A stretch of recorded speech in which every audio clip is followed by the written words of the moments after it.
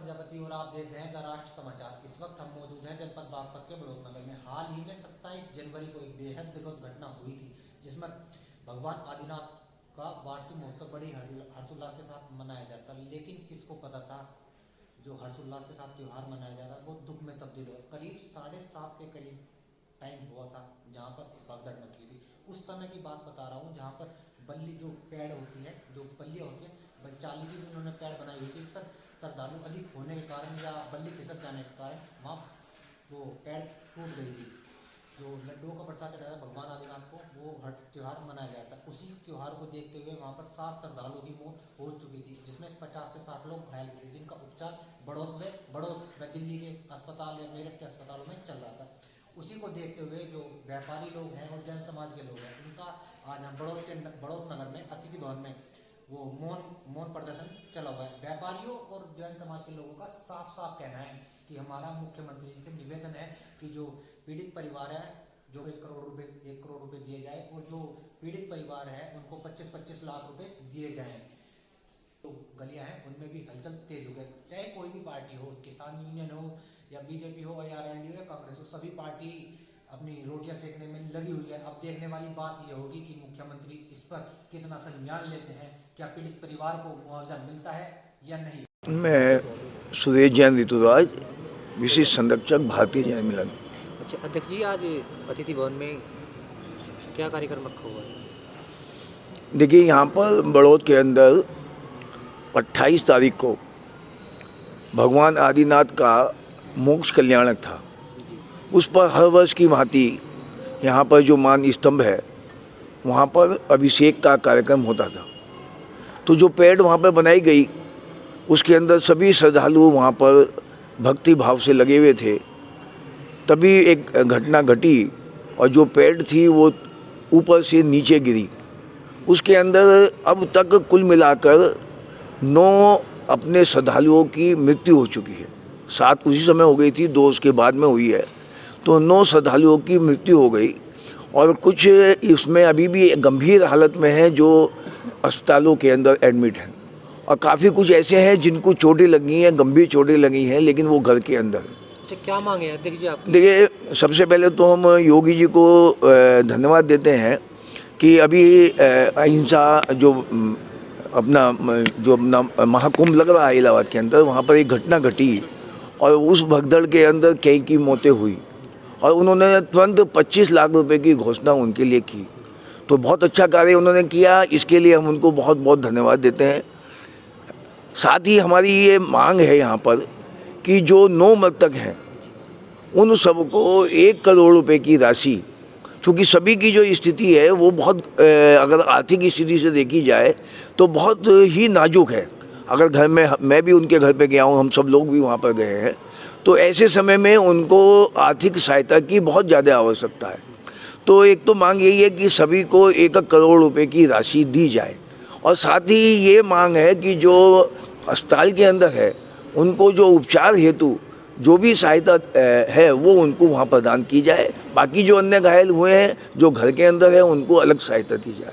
तो उस रूप से यहाँ पर एक सभी यहाँ पर समाज के लोग, व्यापार मंडल के लोग भी हैं, राजनीतिक दलों के लोग भी हैं, जैन समाज के लोग भी हैं, जैन मिलन के लोग भी, सब लोग यहाँ पर हैं।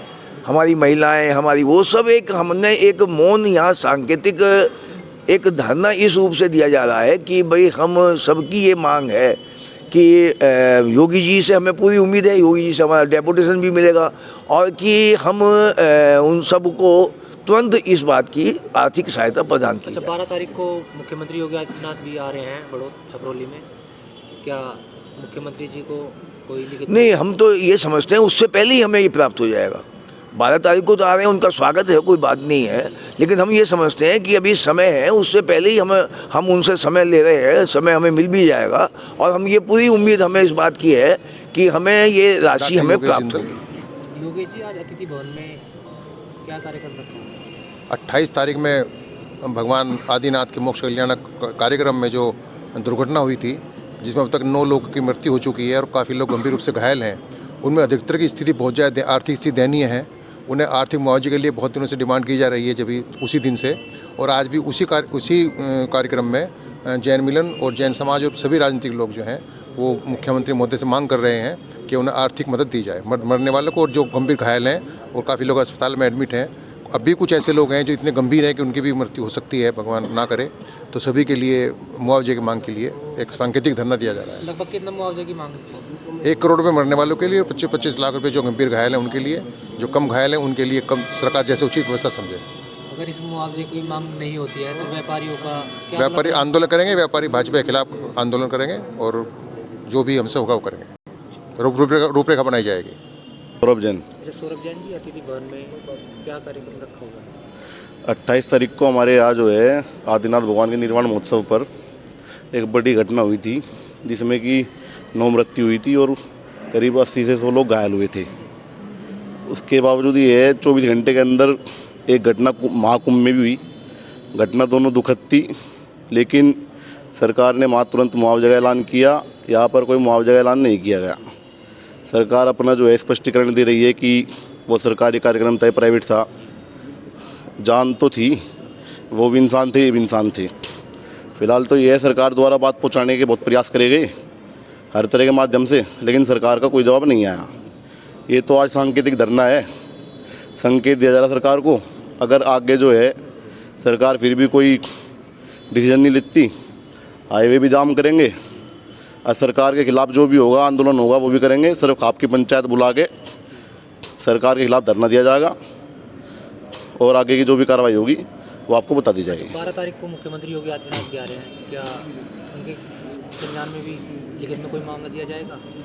उनके संज्ञान में मामला पहले भी पहुंच गया। हमारे जो भी और सांसद है, राष्ट्रपति के अभिभाषण में चंद्रशेखर आज़ाद जो भी सांसद है, उन्होंने भी हमारे समाज की बात मजबूती से रखी और भी सांसदों नेताओं द्वारा वहाँ बात रखी गई, लेकिन सरकार का कोई जवाब नहीं आया।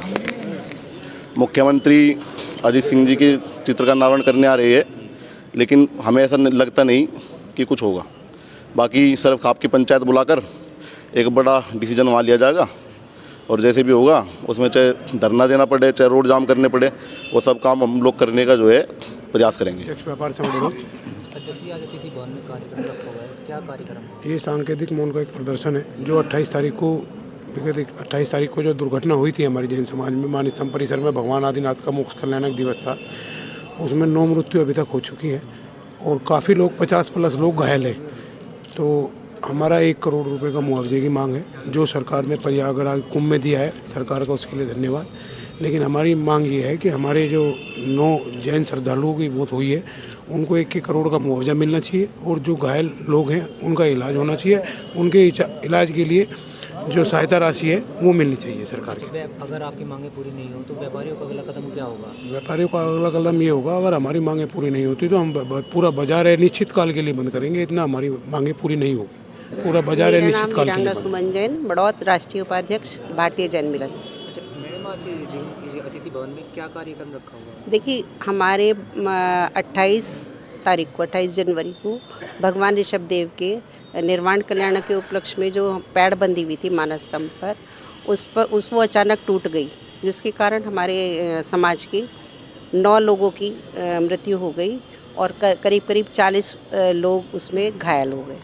कुछ की हालत बहुत क्रिटिकल है। उसी के उपलक्ष्य में कि भाई यहाँ पर उनको कोई भी सरकारी सहायता नहीं दी गई है अभी तक। तो चूँकि आर्थिक रूप से सभी संपन्न नहीं होते, उनकी मदद करने के लिए सरकार को जैसे कि एक मदद देते हैं, तो उसके लिए हमने यहाँ पे एक मौन सांकेतिक धरना दे रहे हैं, जिसके लिए हम सरकार से निवेदन कर रहे हैं कि प्रत्येक परिवार को कम से कम 1 करोड़ रुपए की राशि प्रदान करें, जिससे उनको आगे सर्वाइव करने में उनके परिवार को मदद मिले। और इसके अतिरिक्त जो गंभीर रूप से घायल है उनके भी उपचार हेतु कुछ मदद सरकार प्रदान करे, जिससे वो भी अपने जीवन में आगे सफलतापूर्वक बढ़ सके। मैडम, जैसे आपकी मांगें नहीं पूरी होती हैं तो अगला कदम महिलाओं का क्या? देखिए, ये तो निश्चित है कि जैन समाज कमज़ोर नहीं है। अहिंसक होने का मतलब ये नहीं है कि हम कमज़ोर हो गए। हमारी समाज जो है पूरी भरपूर रूप से इनकम टैक्स अदा करती है, तो ये मतलब थोड़ी ना है कि भाई हमें कोई सहायता ही ना दे किसी प्रकार से।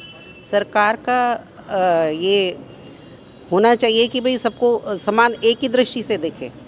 तो हमारा ये कदम है कि आगे कुछ और फिर हम कोई आगे कार्यक्रम हम रखेंगे या मौन जुलूस निकालेंगे या कुछ प्रधानमंत्री जी को अपना संदेश भेजेंगे, सब चिट्ठियाँ वगैरह भेजेंगे या मुख्यमंत्री जी से निवेदन करेंगे, क्योंकि देखिए नम्रता। को मुख्यमंत्री भी आ रहे हैं। 12 तारीख को हम ये चाहते हैं हमारे काम पहले ही हो जाए तो ज़्यादा अच्छा है, क्योंकि जो परिवार आर्थिक रूप से संपन्न नहीं है उनके लिए बहुत परेशानी का सामना कर रहा है। कुछ लोगों के बच्चों के सिर से तो पिता का साया ही उठ चुका है, तो वो बहुत ज़्यादा परेशान है। तो हम उनसे मुख्यमंत्री जी से निवेदन करना चाहते हैं कि वो उनको आर्थिक सहायता प्रदान करें शीघ्र अतिशीघ्र।